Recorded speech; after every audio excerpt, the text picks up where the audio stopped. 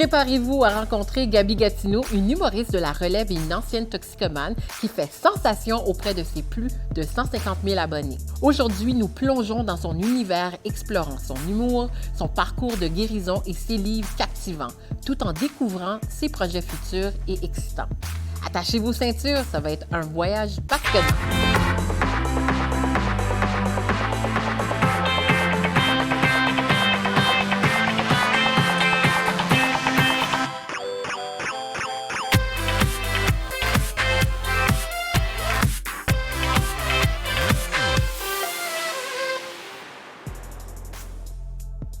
Bonjour Gabi, ça va bien? Ça va bien, toi? Je suis trop Ça va excitée! bien? Oui, mais moi aussi je suis excitée. Je m'appelle Gabi Gatineau. Oui. Puis je t'ai découverte à travers un ami qu'on a en commun, Renza, qui est également une humoriste, qui m'a parlé de toi de bien. Puis là, il m'a dit, il y a une fille super dans ton coin, qui s'appelle Gabi Gatineau. Puis là, j'ai dit, pourquoi son dernier nom, c'est Gatineau? Est-tu relié avec la ville de Gatineau? Est-ce qu'il y a un lien d'attache? Non, ben je suis née à Gatineau, puis j'ai juste envie de mettre Gatineau sur la map un petit peu plus parce que je sens que le monde, une fois qu'ils deviennent célèbres, s'en va à Montréal et renie un peu Gatineau. Puis j'ai vraiment envie de mettre Gatineau sur la map, mais aussi pour des raisons pour me protéger. Oh. Au début, j'avais reçu quelques menaces de mort en faisant des projets, en faisant des livres, en faisant des vidéos, puis j'avais décidé de changer mon nom au complet parce que aussi mon nom était trop long. Ça cliquait pas, le monde s'en rappelait pas. Fait que j'étais juste Gabi Gatineau, c'est tellement mieux. Le monde, on commençait à se rappeler de moi une fois que j'ai changé mon nom. Oui, puis dernièrement, tu as changé ton nom à Gabi G. Oui, bien c'est ça. C'était mon nom complet, c'est Gabrielle Garcia Cournoyer. OK. Fait que déjà là, c'est trop long. Fait que là, j'avais mis ça avec Gabi G, puis le monde commençait à m'appeler Gabi G, because I'm a real G. That's right. I'm a real gangster. T'es pas OG, mais t'es un J'ai real G. Un G. Puis là, c'est mon ami Héraclès OK. qui était comme « Yo, Gabi Gatineau », parce que quand j'ai explosé sur les réseaux sociaux, tout le monde était comme « Yo, femme Laval, femme Laval ». J'étais comme, premièrement, je sais pas qu'est-ce que ça veut dire « femme Laval », puis il n'y a jamais personne... Les filles de Laval. J'ai jamais compris qu'est-ce que ça voulait dire, puis à chaque fois, je demande qu'est-ce que ça veut dire, le monde ne sont pas capables de me donner une réponse complète. Puis je suis comme « Aide, je sais pas si c'est bon, c'est mauvais ». Puis comme la fille de Montréal, la fille de Laval, je suis comme « Yo, je viens pas de Montréal, je viens pas de Laval, je viens de Gatineau ». Fait que là, quand j'ai changé pour Gabi Gatineau, le monde a commencé à se rappeler de moi. Puis même encore, le monde à Gatineau sont comme « Ah, puis c'est comment la vie à Montréal ?» J'ai jamais déménagé, j'habite à Gatineau. Mais c'est drôle, tu donnes le vibe, peut-être Montréal. J'aimerais ça savoir, c'est quoi tes premiers balbutiements dans les médias sociaux? Parce que oui, tu as explosé dans les médias sociaux, mais ton premier compte, ça a été lequel? C'est-tu IG, TikTok ou les deux en même temps? C'était IG. Au début de la pandémie, j'ai fait une vidéo que je parlais en créole pour la première fois. Wow, tu parles créole? Oui, il m'a parlé une petite crasse. Une petite crasse. Il y a une petite crasse. Il m'a parlé une petite crasse, c'est parce que ex-ménagement est haïtien, c'est pour ça. Wow! Alors, pour ceux qui n'ont pas compris, Vas-y, fais la traduction. mon ex est haïtien, puis c'est pour ça que j'ai appris le créole. OK. Puis, la raison que j'ai fait cette vidéo-là, ça va avoir l'air super petty. Vas-y. Mon ex, je voulais jamais m'apprendre le créole. OK. Il voulait juste m'apprendre les mauvaises choses. Puis j'ai dit, ben non, si on veut être en couple, si tu veux que tes enfants parlent créole, il faut que moi aussi j'apprenne le créole. I want to represent, I want you to be proud. C'est ça. Fait que là, Ils tu sais, connaissent la culture et la langue. Exactement. Je voulais apprendre comment commander de la nourriture, comment demander pour la salle de bain, comment, tu sais, demander des vraies choses. Puis lui, il aimait pas ça parce qu'il a vu que j'ai commencé à apprendre le créole rapidement. Wow! Puis lui, lit, palais, cacacité de moi. On fait une traduction? Le gars, il parlait des mauvaises choses sur toi. moi. Il parlait en mal de moi. Sa mère parlait en mal de moi, le monde autour de lui. Fait que, tu sais, quand il commençait à parler, j'étais comme, OK, là, je commence à comprendre qu'est-ce que tu dis. C'est pour ça que vous avez cassé? Pour d'autres raisons. Mais aussi, sa raison, c'est qu'il voulait pas que je parle avec d'autres hommes haïtiens. Il était trop contrôlant, trop jaloux. OK. Fait que là, quand moi, j'ai fait la vidéo... Mais ils sont pas tous comme ça. Non, juste lui. Juste lui, je te jure. J'adore la culture, j'adore les Haïtiens, j'adore tout. C'est juste que lui était vraiment, tu sais, trop possessif, trop jaloux. Puis j'étais comme, OK, ben ça va pas fonctionner. Mais tu parles assez bien. Assez bien. J'ai pris 2 professeurs, un professeur en Haïti, un professeur à Montréal pour apprendre à bien l'écrire et à bien le parler. Alors, restez là tout de suite. Après la pause, on parle à Gabi Gatineau qui nous parle comment l'humour l'a aidé à sortir de la toxicomanie.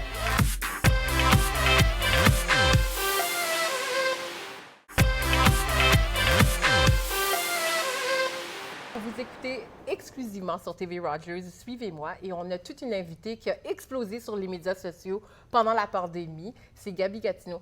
Gabi, j'aimerais ça savoir, moi, je t'ai découverte à travers un ami, comme je l'ai dit, mais pendant la pandémie, tu as fait plein de vidéos, puis tu as fait un genre de coming out aussi en disant que tu es une ancienne toxicomane. Explique-moi comment l'humour t'a aidé de sortir de ce gouffre.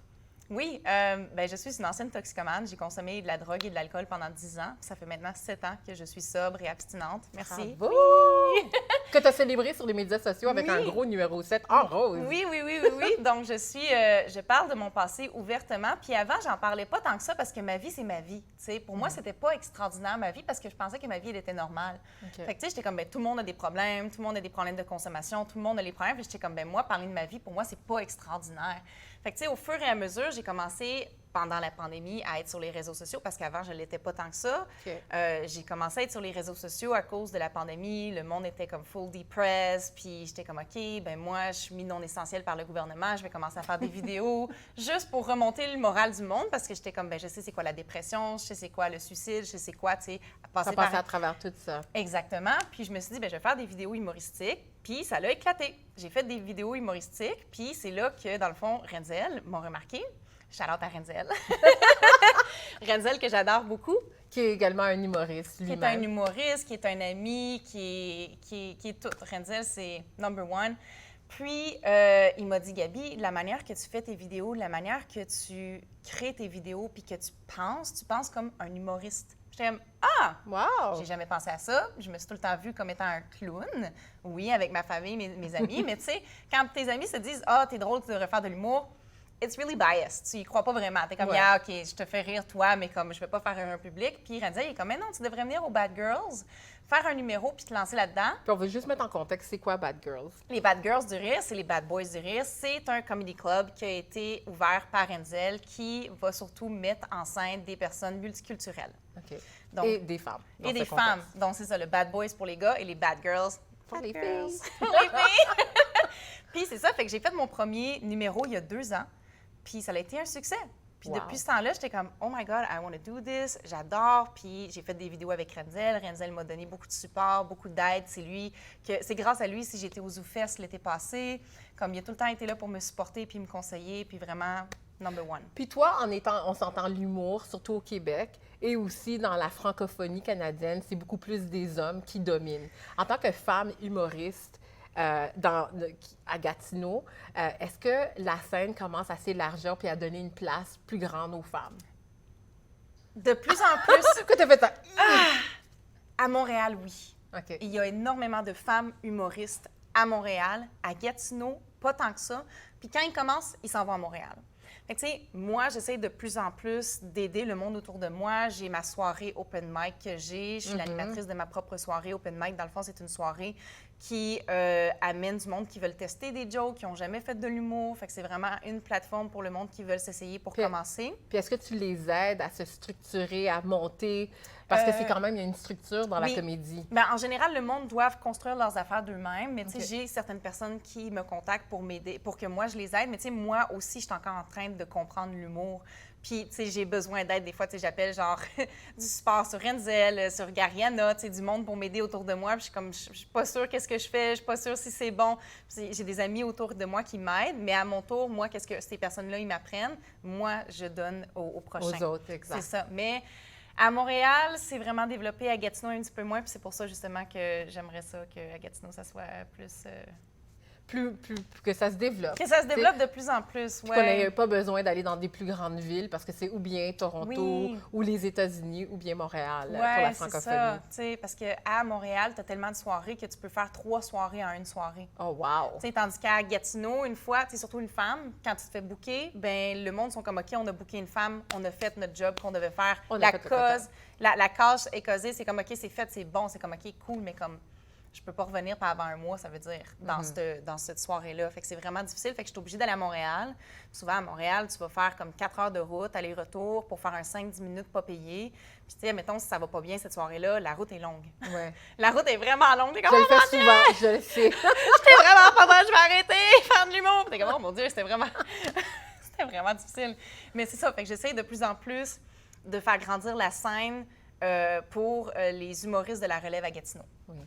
Tu parles ouvertement de ton passé, Puis, moi, j'aimerais ça savoir, qu'est-ce qui t'a fait sortir de ta toxicomanie?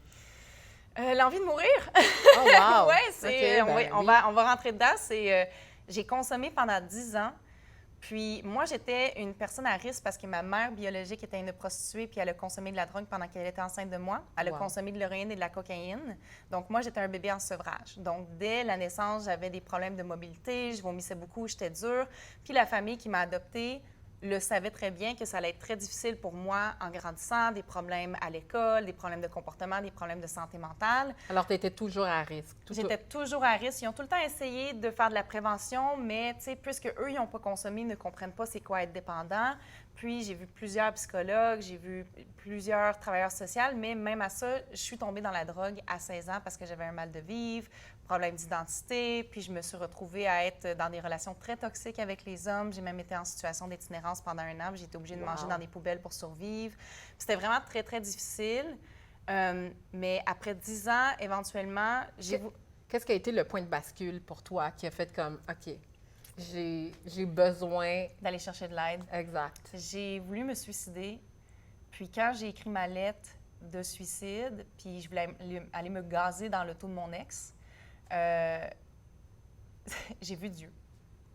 J'étais pas croyante à ce moment-là. Moi, j'étais à l'église toute ma vie avec mes parents. Puis à ce moment-là, j'étais très athée. Je croyais pas en Dieu. Je croyais pas qu'il y ait une puissance supérieure qui puisse m'aider. Puis au moment que j'ai voulu abandonner et mourir et prête à faire le geste, j'ai vu une lumière. Puis j'ai vu Dieu qui m'a pris dans ses bras puis qui m'a dit que ça valait pas la peine que je meure.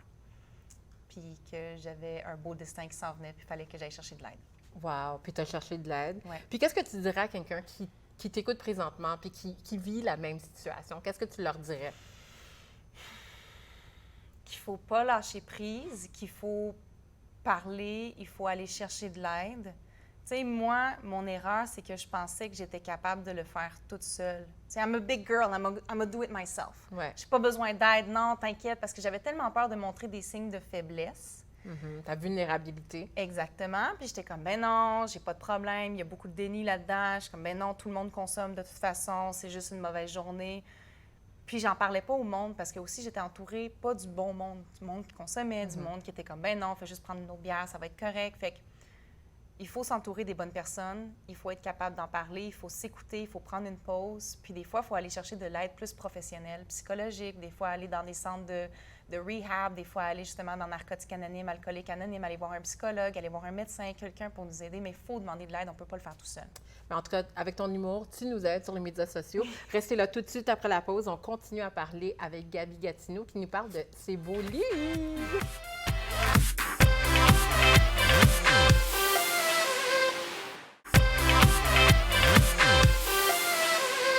Vous écoutez Suivez-moi exclusivement sur TV Rogers et aujourd'hui, on a Gabi Gatineau qui a eu la chance et vraiment le privilège d'écrire 2 livres que je trouve, les titres sont géniaux. Maman, c'est quoi le privilège blanc? Super important. Et Maman, c'est quoi être un immigrant? C'est quoi un immigrant? Gabi, tu as vécu comme tout le monde à travers la planète le décès et le meurtre, on va dire, le meurtre de George Floyd. Comment ça t'a affecté en tant que personne blanche? Ça m'a traumatisée. J'ai trouvé ça absolument dégueulasse. J'étais tellement fâchée, je criais, je pleurais. J'en revenais pas qu'une personne soit mise par terre comme un animal qui crie pour sa mère. C'était impossible. C'est impossible qu'on vit encore ça aujourd'hui. Puis j'étais comme ça, c'est juste une des choses qu'on voit parce qu'elle a été filmée. Puis tu sais, à ce moment-là, j'ai réalisé à quel point que j'avais un privilège blanc. Puis j'ai voulu m'éduquer là-dessus. J'ai voulu comprendre c'était quoi parce que moi, avant, j'ai tout le temps grandi avec un privilège blanc, mais je ne le savais pas. Puis je ne savais pas c'était quoi. Puis autour de nous, entre blancs, on s'en parle pas. C'est pas un sujet de conversation, tu sais. Fait que moi, les premières fois, quand mes amis noirs sont venus autour de moi pour avoir cette conversation-là, j'étais dans le déni. J'étais, ben non, pas de privilège blanc, de quoi tu parles? Comme on est tous égales, on voit pas les couleurs, tout est beau. Puis là, ils m'ont expliqué plusieurs situations différentes. C'est là que j'ai ouvert les yeux, c'est là que j'ai compris juste la manière qu'on va être traité, qu'on va être privilégié, qu'on va se faire accepter, qu'on va se faire rejeter. Des fois, juste une question de couleur de cheveux ou d'un mode de cheveux qui est différent ou juste n'importe quoi, tu sais, une attitude qui est différente. Puis j'étais comme, wow, il y a vraiment un privilège qui est entouré pour les Blancs, qui priorise les Blancs. J'étais comme, c'est pas correct. Moi, je suis pas correcte avec ça. Fait que j'ai voulu m'éduquer là-dessus, j'ai voulu avoir des conversations. Puis là, je me suis dit, il faut que j'éduque la communauté blanche autour de moi là-dessus parce qu'on n'a pas ces conversations-là. Puis c'est là que j'ai commencé à écrire mon livre « Maman, c'est quoi le privilège blanc? » qui est l'autre, qui est la couronne invisible. Ouh! Ouais. Oui! C'est un concept de couronne invisible. Puis, c'est des livres qui sont éducatifs et non moralisateurs. Fait que c'est tout le temps, ça l'explique quelque chose. C'est tout le temps la même fille, Sarah, qui parle avec sa maman, qui s'est passé quelque chose. Elle veut comprendre qu'est-ce qui s'est passé, puis sa mère lui explique du mieux qu'elle peut avec ses connaissances, en donnant des exemples dans la vie de tous les jours. Puis, dans ce livre-là, elle lui fait comprendre, elle fait imaginer une sœur jumelle identique, c'est juste qu'ils n'ont pas la même couleur de peau. Puis elle dit, OK, mais si ça t'arriverait, comment est-ce que toi, tu vas te sentir si ça t'arrive? Fait que l'enfant utilise les sentiments comme de la culpabilité, de l'empathie pour se mettre dans les souliers des autres et comprendre que le système n'est pas égal dépendamment de la couleur de peau quand tu es né. Puis à la fin, il y a tout le temps une belle petite morale avec de l'amour, en imaginant justement une petite couronne sur la tête de tout le monde. Puis c'est en donnant de l'amour autour de toi que tu vas être capable de détruire tranquillement le privilège blanc et en traitant tout le monde égaux. D'avoir cette équité-là. Oui, exactement. Et qu'est-ce que tu as appris sur toi? Parce qu'on s'entend, écrire un livre, que ce soit un livre pour enfants, un livre pour adultes, un roman. Écrire un livre, tout le monde pense que c'est facile ou c'est accessible, mais c'est très difficile. Toi, qu'est-ce que tu as appris sur toi-même quand tu as écrit ce livre-là? Que c'est des livres que j'aurais voulu avoir quand j'étais jeune. Vraiment, tu sais, nous, on lisait genre Martine va à la plage. Oui! J'étais comme, OK, c'est bien, c'est cool, tu sais, mais c'est des livres que j'aurais voulu avoir, c'est des conversations que j'aurais voulu avoir. C'est des conversations que je veux avoir aujourd'hui et avec le futur et avec mes enfants, puis que les parents ont avec. C'est une porte d'ouverture avant qu'il se passe quelque chose. Tu sais, j'ai du monde qui achète les livres pour leurs enfants, mettons, qui sont noirs ou métis ou blancs, puis ils leur lisent avant qu'il arrive un incident racial à l'école. Fait que c'est super. On dit qu'il vaut mieux prévenir que guérir. Que guérir. Ça, c'est de la prévention. C'est vraiment... en éduquant les jeunes. Les jeunes, c'est ça. Et les adultes. Oui, bien c'est ça, parce que c'est les adultes qui achètent le livre. Fait que c'est ça. J'ai appris aussi qu'il y a beaucoup de monde qui ne sont pas contents avec mes livres. Pourquoi? J'ai reçu des menaces de mort. En ligne? En ligne. J'ai reçu des mauvais commentaires sur Amazon. Il y a du monde qui ont acheté mon livre, qui l'ont retourné juste pour me donner une étoile en disant que mon livre était super raciste, que ça l'amenait à de la culpabilité avec les enfants. J'étais comme, mais t'as sûrement pas lu le livre, tu sais, parce que c'est vraiment cute, c'est vraiment beau. Tu sais, je l'ai fait approuver autour de mes amis, autour de la communauté pour m'assurer si c'était bien. Puis comment tu vis ça? Parce qu'on s'entend, toutes les personnes qui se mettent à l'avant-plan sont susceptibles à se faire critiquer publiquement parce qu'on prend cette place publique. Oui. Comment tu vis ça? Parce que c'est pas quelque chose qui est discuté souvent dans les médias sociaux. C'est dur. Ça a un impact sur la santé mentale, c'est sûr, mais ça va être con, qu'est-ce que je vais dire? C'est drôle en même temps. Je me dis à chaque fois, écoute, j'ai passé à travers la toxicomanie, puis être en situation d'itinérance. Fait que c'est-tu vraiment ça qui va m'empêcher de continuer? Tu sais, j'ai passé à travers de tellement de choses dans ma vie, comme à chaque fois, je me rappelle, c'est pas si pire que ça. Tu sais, je compare tout le temps mon pire dans ma vie, puis je suis comme, OK, des menaces de mort. Puis tu fais du bien, on s'entend. C'est ça. Je me ramène tout le temps à comme, OK, c'est rien comparé à ce que j'ai vécu. C'est ça, je viens de loin, fait que c'est pas ça qui va m'arrêter. Est-ce qu'il va y avoir un 3e livre qui s'en vient bientôt? J'aimerais ça, oui. Je suis en train d'écrire un 3e livre. Ça va tout le temps être sur des sujets qui vont éduquer les jeunes sur le racisme. Puis, grâce au livre, je redonne de l'argent. Fait que 1 $ par livre est redonné à un organisme à but non lucratif pour combattre le racisme. Wow! Tu as vraiment cette lutte-là. Puis on le voit quand tu fais ton open mic. Il y a beaucoup de personnes qui t'entourent qui reflètent tes valeurs de diversité. Explique-moi d'où ça vient, cet amour de refléter cette diversité-là. Parce qu'on la retrouve dans tes vidéos, dans tes reels, puis aussi dans tes photos. Oui, c'est depuis que je suis devenue sobre, j'ai décidé de vivre pour moi-même et non pour les autres. Puis quand tu grandis dans une communauté qui est très blanche, tu as peur d'aller à l'extérieur. Tu sais, oui, moi, je suis deuxième génération immigrante. Je suis allemande, adoptée par des Portugais québécois, mais autour de nous, c'était très, très blanc. Puis, autour de moi, il y avait beaucoup de jugements, mais ces personnes-là ne font plus partie de ma vie. Puis, je me suis dit, en étant sobre, je veux faire ce que je veux explorer, je veux voyager, je veux voir qu'est-ce qu'il y a autour de moi. Puis, j'ai voulu me mixer avec plusieurs cultures, écouter de la nouvelle musique, écouter de la nouvelle nourriture, apprendre des nouveaux langages, me mixer parce que je suis comme, arrêter de me fixer juste sur moi et mon malheur et plutôt être capable de me connecter avec tout le monde et la culture des autres pour grandir à l'intérieur de moi. Fait que c'est depuis que je suis sobre que j'ai voulu apprendre sur le monde autour de moi. Wow, j'adore tes valeurs. Elles sont profondes, puis ça se reflète sur les médias sociaux. Restez là tout de suite après la pause. On va parler des choix culinaires de Gabi Gatineau. Restez là.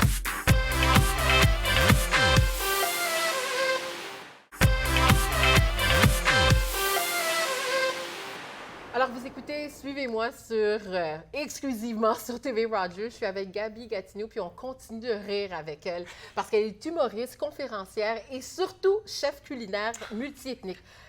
Moi, là, quand j'ai vu tes vidéos où tu es en train de faire du fufu, du bissap, du riz collé. Et du riz collé, j'ai dit, mon Dieu, elle sait faire de la nourriture de l'Afrique.